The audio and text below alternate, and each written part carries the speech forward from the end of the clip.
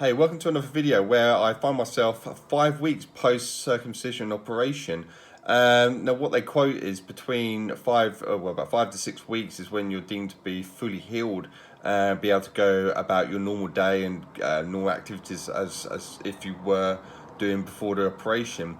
So I thought I'd just give an update on that, really, to see whether or not that really is the case for my side of things. And in truth, yeah, I think predominantly most things I can pretty much, no issues at all. Walking, fine, no issues. Sleeping, now this is still a little bit of not a concern, a little bit of a problem still. Not because the nighttime erections, because those no longer hurt at all anymore. However, the sensitivity is still there, which I know anyone going through this process knows just takes time. It's one of those things which is going to take months more than it is weeks. So the 4 to 6 weeks quotation, which they give you, is purely, I would have said, just for the healing process. For most of your stitches are coming out, swelling starting to subside. But the sensitivity of the glands in that area, that's just going to take time. And it's true with the swelling as well. I mean, the swelling side of things for me is starting to go down, but it's very, very slowly. The lumps which I mentioned in a previous video under the skin, which I later found out through speaking to my surgeon, is the ties of the veins. So that's just, again, going to take time. Then those swellings, those little balls, like hard lumps, as it were, you can feel underneath the foreskin, are still there, but they are smaller. So that is starting to reduce. So that's good. So I'm assuming that's no concern there. It's just something part of the healing process. It just takes time. In terms of pain, yeah, no real pain anymore. But one thing I have noticed though, and it's only been raised a few times on a lot of forums which I have been reading on and keeping up to date on bits and pieces and speaking to other people who have gone through this operation as well, is the frenulum recovery rate. Now, and then that's the only part on me, on the area, sorry, which is still taking a lot of time to recover.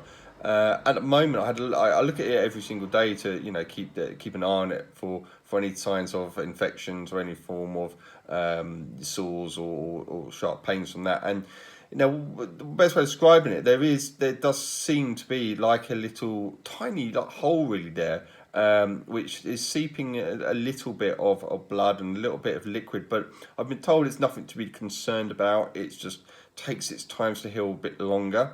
It's where the stitches were, and the stitches have now kind of dissolved, and so it's not sealed it completely yet. So I'm still using the antibiotic cream on that area just to keep it protected more than anything else. It's just to be safe, be on the safe side more than anything else. It doesn't hurt. However, it's very, very sensitive, and there is some slight stinging now and again, but it's not uncomfortable, and it's not affecting my day-to-day life. Just that bit of stinging. So yeah, I think 5 weeks in now, things are looking up. Things are looking more positive. Again, as I mentioned in another video, it's more of a mental state of things really now as the next stage. The healing, I was always aware that would happen. It would just take time, whether it be a couple of weeks or a couple of months. I know that's going to heal, and anyone going through this process, it will heal physically. It just takes time. You've just got to bear with it. Certainly from what I've learned, it's looking at it every day and looking at it constantly isn't going to make it get any better, and it's certainly not going to make it any worse. It just plays in your mind. So your best bet really is to not do that. Is to try and distract yourself from it as much as possible and let your body heal at its natural rate of healing. So the mental side of things, as I mentioned a minute ago. Now this is the stage which I believe is going to be a little bit more ongoing. Again, things like masturbation, sexual things, running, anything which is going to involve, more friction in that area is something which I haven't crossed yet, so I don't know what it's going to be like.